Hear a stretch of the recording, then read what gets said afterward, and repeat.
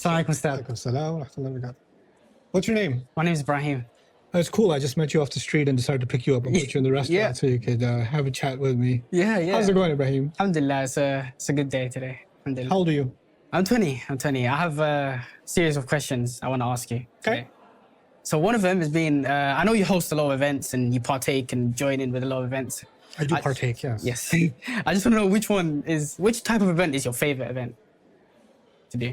For the longest time, my favorite event has been story night. Okay. It's something I sort of conjured up almost a little over a decade ago. I had this idea that the Qur'an has, of course, profound stories, but it tells them in the most amazing way. And of course, a story is only interesting if it's told in an interesting way, right? But the way we tell the stories of the Qur'an is very uninteresting. At least I felt that way. So I wanted to bring out some of the, I guess, storytelling elements of the story and see how an audience responds to that, right? Because I think part of the appreciation of the Qur'an is how moved were you when you heard it?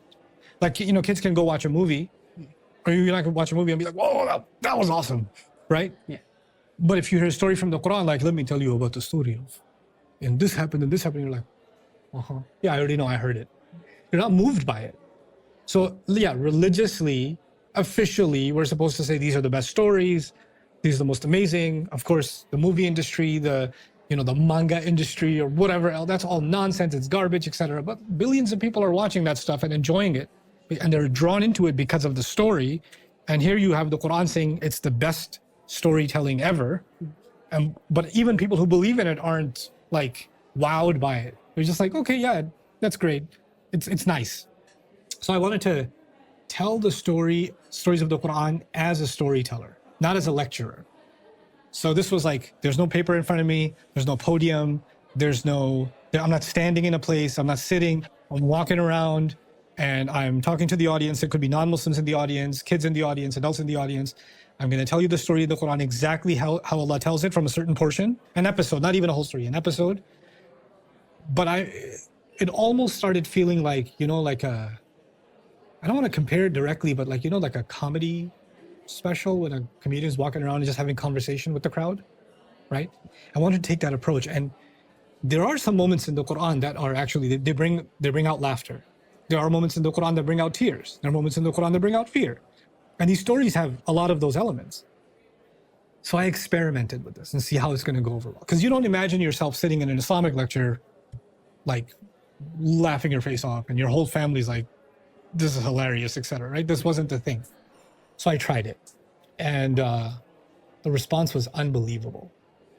And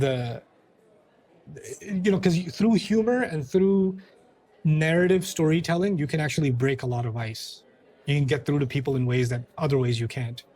So I started doing different stories of the Qur'an. Like I'd take one story, travel the world and share that story. So it's a story night. Then I'd take another one, travel the world. And I've been doing that I think I've done 10 story nights so far over the last, or maybe 8 story nights so far over the last 10 years. MashaAllah. So alhamdulillah, it's been a pretty cool experience. I remember watching one of your khutbahs with Maryam radiallahu anha, and I remember being so moved by it, by the way you described it, how she wished death upon herself. And when I read it normally, I don't actually look at it, but when you explained it, subhanAllah, I was so moved by it. I was like, oh wow, I never really contemplated it like that. Yeah. Yeah. And that's the thing. You have to humanize the situation, right? You're not reading about some character. You're reading about a real person who felt real things, and I would argue, you have to almost imagine yourself in the room, and you're looking at this, this woman like crying and pushing for death, and you're right. You should feel somewhat of her pain. You know what I'm saying? And that's what comes through in the storytelling in the Qur'an to me. So yeah, that's been my favorite.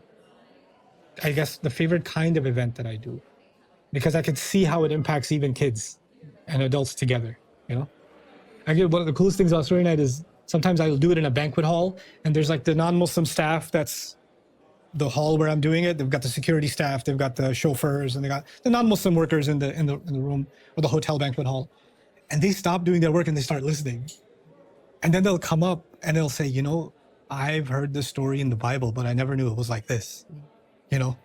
And in more recent story nights, I'd even have devout Christians come to the program with their kids and listen to the Qur'an's version of the biblical story, like the story of Yusuf alayhi salam. And they'd give me some really positive feedback afterwards. Like, I really love this. Please do more of this, right? So even coming from non-Muslims, that's why it's actually been my favorite kind of event. Thank you. Welcome.